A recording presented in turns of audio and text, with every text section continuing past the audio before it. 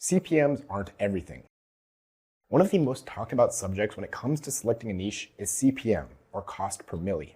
This is the rate that advertisers pay for 1,000 views on a YouTube ad.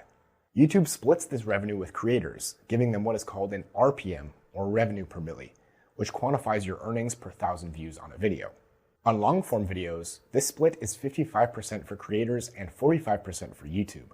This means that your RPM should be roughly 55% of your CPM on long-form content. With YouTube Shorts, the split is 45% for creators and 55% for YouTube. Naturally, you might think the fastest way to make money on YouTube is by selecting a niche with the highest CPMs, where you can earn the most money per view.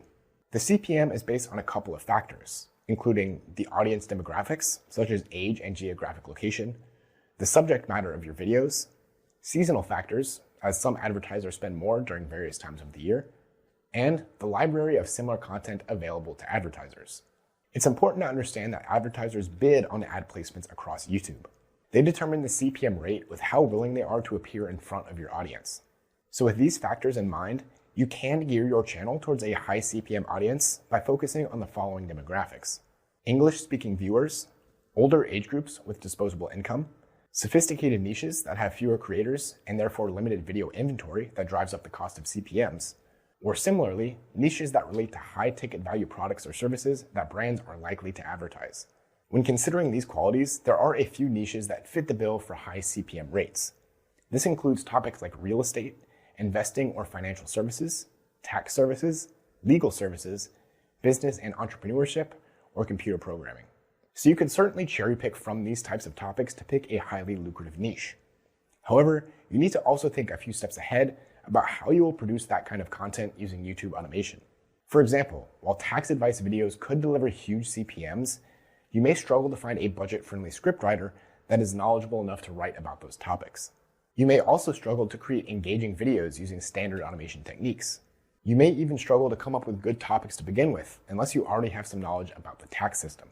So ultimately, CPMs are worth considering, but you shouldn't abandon any of your personal interests, trending topics, or creative advantages for the sake of CPMs alone.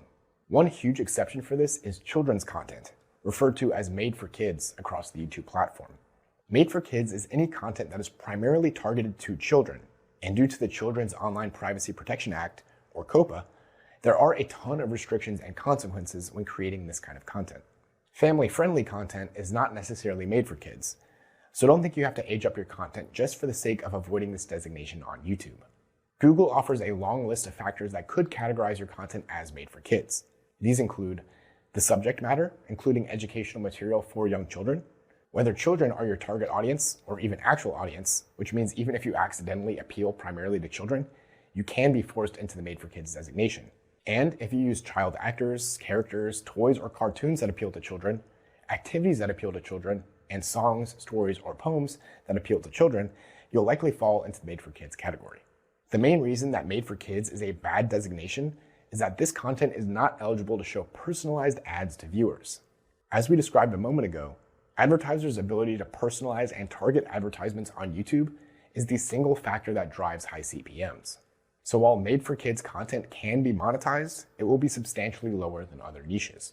Furthermore, made-for-kids videos are often recommended alongside other made-for-kids content, which means you'll pretty much eliminate the possibility of your content reaching older audiences. Again, these older audiences are essential for boosting your CPMs.